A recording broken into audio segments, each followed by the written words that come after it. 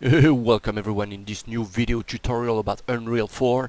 In this video in this series of tutorial we're going to learn how to create an auto battler from scratch. But before we dive right in, I have few things to tell. So I've switched microphone and this one is a bit less clean than the previous one, so I'm sorry about that. The second thing is I wanted to play around the editor and create an auto battler. For those of you who don't know what an auto battler is, it's the type of games where you lay down units on a grid and they automatically fight with the units of the enemies, and usually it's with 8 to 12 players and each players battle each other and the last man alive wins. Recently Hearthstone Battlegrounds came out, and it's the last auto battler of its kind. We had Teamfight Tactics, we had Dota Underlords, and I wanted to create a little local area network game to play around with my coworkers, and I thought it might be a good idea to make a tutorial of it. But I don't know. I don't want to.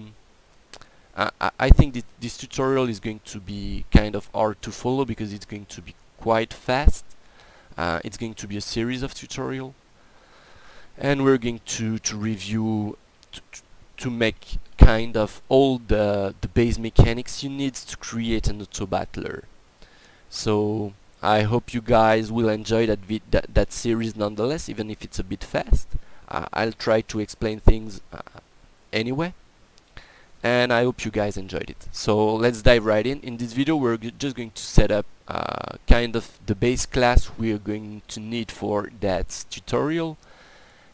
I just created an empty project and I imported several asset packs that I'm going to use to create the characters. For those of you who know these packs, these are the mini series pack by I don't remember. I'm just going to double check because I want to quote his name. These are the packs I imported, Mini Legion, and I also imported the heroes, the modular hero pack from Dungeon Mason. So I just wanted to play around. I wanted to prototype with kind of nice and fancy assets, and I recommend you do the same using some kind of placeholder animations you can find on the Unreal marketplace. I'm not going to show you, but there are tons of, including Mixamo, Paragon, Infinity Blades. You get tons of free animation to download on the marketplace. So I've thought about what class we might need beforehand. So apart from these assets, it's a completely blank project. I haven't done anything yet, and it's the base map. If I play, there is nothing but the base pawn. So I thought about the different classes we will need, and the tutorial is going to be in blueprints. So the class we're going to need to handle all of that, and it's going to be multiplayer, of course, because it's on auto battler. You need to play with other players to have fun and kill them. So we're going to need some kind of game system management. So we're going to call that, and we're going to need what? A game mode base. So this is going to handle player connecting, disconnecting, and stuff like that. So we're going to name that game BP Auto Battler Game Mode. And we're going to need a game instance, which is going to handle the lobby and stuff like that, the multiplayer lobby and stuff like that, and retain information. And before we dive too much into the tutorial, I have to say I have a specific game design in mind for that auto battler.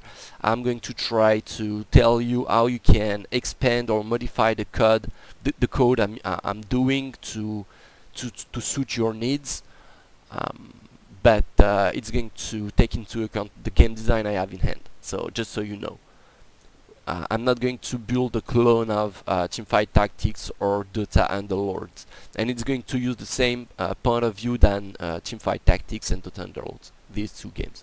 So we're going to need that, and also the series might be a bit. It's not really much organized. I decided to do it as a tutorial. Whereas I was initially going to make it just a hobby project like the other ones I have, but I decided to make it a tutorial because it was a long time, because I didn't do a tutorial since a long time.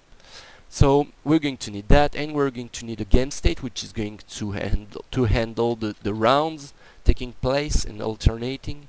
I think we need game state base, if I'm not mistaken.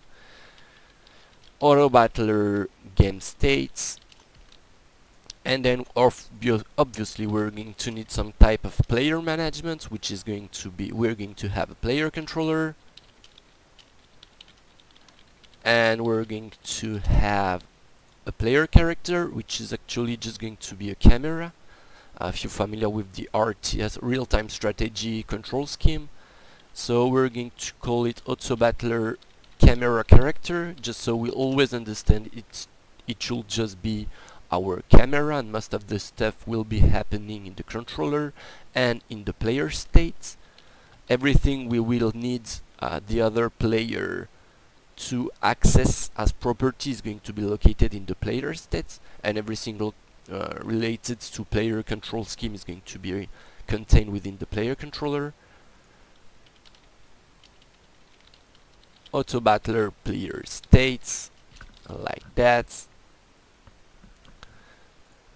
So this is going to initiate the game, and this is going to host to receive player connecting. This is not going to be taken into account for now because we're in the menu with player joining and joining and hosting lobbies, and they're going to have controllers. In the lobby there are not going to be any camera, there are going to be a widget though. There is going to be an outgame menu, and there's going to be a multiplayer lobby, and there is going to be an in-game HUD. So it doesn't appear, but it's going to, yeah. So we were in the game mode, out game mode. So we're going to need an out game mode to handle when you are in the menu, and we're going to need an in-game mode when you are currently in a game, like that. So I'm in the menu, and we have an out-game menu with a lobby, and we have some kind of out-game controller and in-game controller as well.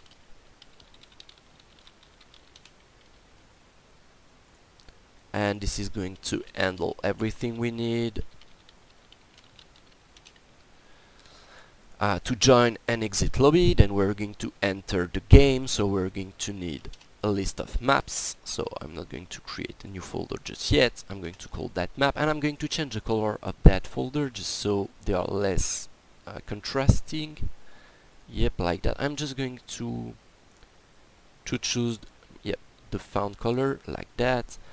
Map is going to be yellow because it's the usual color I select. Blueprint is going to be blue, like that. Okay, we're going to need level, we're going to need a dev map, we're going to need an outgame menu, and we're going to need a game map,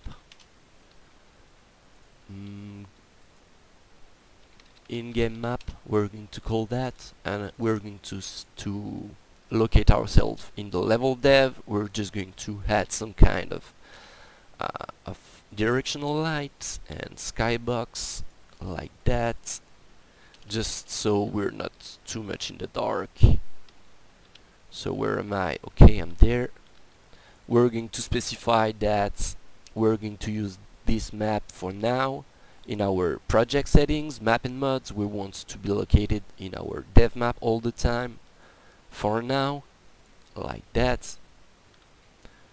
And we're going to add a floor just so we can realize where we are. So we're going to add a plane, and it's going to be located at 0, 0, 0, like that, and it's going to be 4 bigger.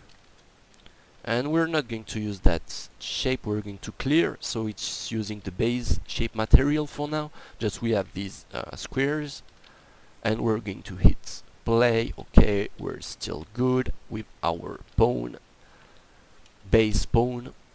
So what else do we want to create? I think we're also going to have a bunch of units we will manipulate, and they are going to be pawn, because for performance sake we're not going to make them character. BP unit we're going to call that. And for my game design, I'm going to make bigger units, which are going to be heroes. And I'm going to make I just press escape, I cancel what I was just doing. We're going to have a unit which is a pawn, and we're going to have a child class of that, which is going to be hero, an hero. And you're basically going to have a hero, which is going to be your strongest unit. You're going to be able to customize it a bit alongside the other units you're going to use to battle. So that's what we need.